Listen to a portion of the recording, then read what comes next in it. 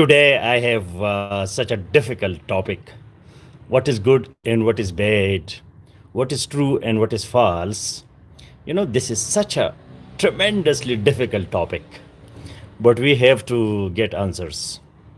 Now, to respond to these two important questions, we have to imagine or we have to decide at least few assumptions or few decisions, very very important. Number one is that there is nothing absolute, everything is relative. What does it mean? It means that we cannot have absolute answers, we cannot have absolute questions because there is nothing absolute. So when there is nothing absolute and everything depends, everything is relative. So then nothing is bad, nothing is good, nothing is false, nothing is true, and we have no answer to this question. And this is reality because there is nothing good, there is nothing bad, there is only one thing, and that is real. For example, whatever is there right now, so that is real. Now, present moment, this particular moment, this is reality. And when I will be no more here, so this will be not reality. Now it is reality, but after 5 minutes, it won't be a reality. So, where is reality? Where is truth? So, am I false? Now I am speaking. So, am I false? And then I will be no more here. So, who is the real? The one in your imagination, in your mind, in your thoughts are right now. So whether past is real, present is real, or future is real. Some people say that past is real because past happened, and present is happening. We don't know what will happen, and future is totally obscure. Future is totally dark. I don't know after 5 minutes what will happen. So things are, so difficult to answer in this enigmatic situation. However, we have philosophy to help us in this regard, because philosophy is the search of ultimate reality through rational methods. So when we have philosophy, and philosophy for the last 3,000 years is resolving this issue, that what is good, what is bad, what is false, and what is true. So ethics, that is a very very important branch of philosophy. We have one answer to this question, and that is called categorical imperative. Some things are absolutely important. For example, don't tell lie, always speak the truth. So this is categorically important.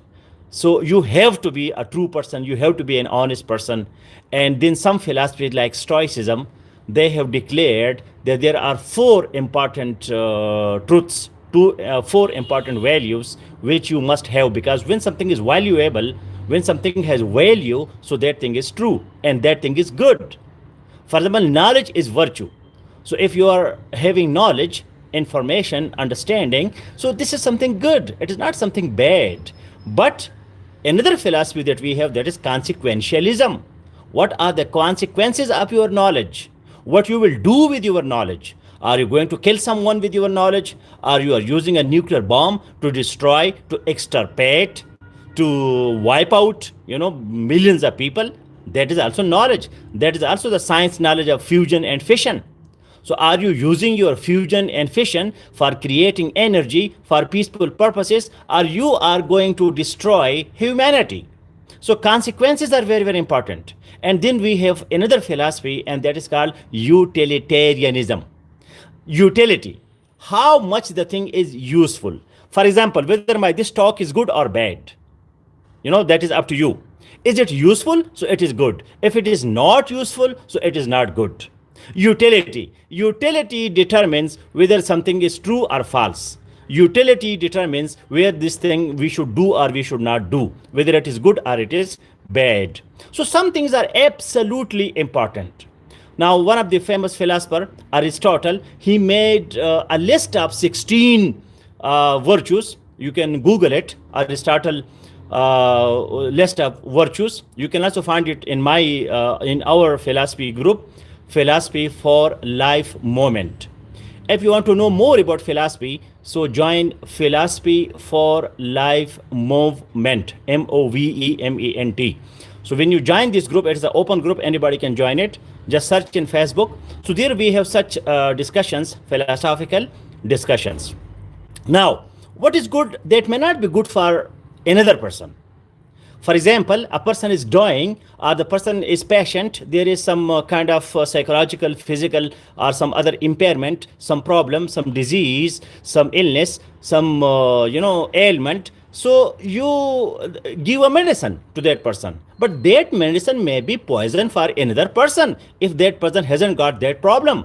For example, you're using antibiotic, and that antibiotic may be injected or orally you are eating it, but if you give it to a normal person, so that person may die because of that antibiotic. So it means that the things are relative, depends who is the person, what is the situation, and you must be intelligent. Intelligent means that you should understand the demand of the situation.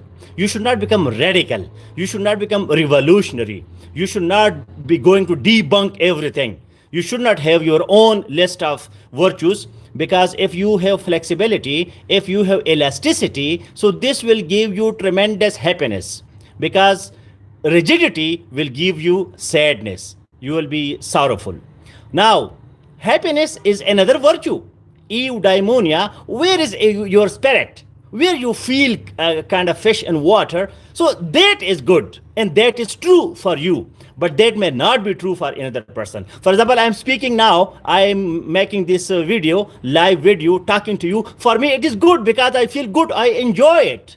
But other people, if you tell them, come on, come live, speak for 2 minutes, and the person start trembling and shivering. No, no, no, no, no. I have a lot of hesitation. I have a lot of problems. I cannot speak. I do not have knowledge. I do not have courage. I do not have self-confidence. My self-esteem is very low, so I can't. So you are putting that person in a big trouble. And for me, it is, elixir, Elixir, elixir. Elixir means that this for me is panacea. Panacea means cure all. This for me, this is everything. I must share because I care. I disseminate my knowledge. I propagate, I share because for me, this is very, very important. This is for me, it is good, but maybe this is not good for another person. So finally, what is the meaning of your life? What is the purpose of your life? Why you are here? Why do you exist? What is your contribution to this universe? What are you contributing? I may be contributing just talking. You may be even contributing giving. And when you want to give something, when you give, so then you receive. This is also, a very, very good thing, giving. So maybe you are giving people are dying of hunger, and you are inviting them and you are giving them good dinners and good lunches and good food. So you may be doing better than me. Because, a person, a millionaire, a billionaire, if you bring him here and tell him or her, talk here for 2 minutes, so that person may not be able to talk for 2 minutes, but that person is tremendously contributing in another field of society. So we should not undervalue things. People have their own eudaimonia, EUDAIMONIA. Whenever you do not understand any terminology that I'm using, please Google it. Don't just listen to me. Otherwise, it will be not good. You are wasting your time. Time is precious. Space and time, that is another reality. That is another truth. So what is real? When we linguistically present it, then it becomes true.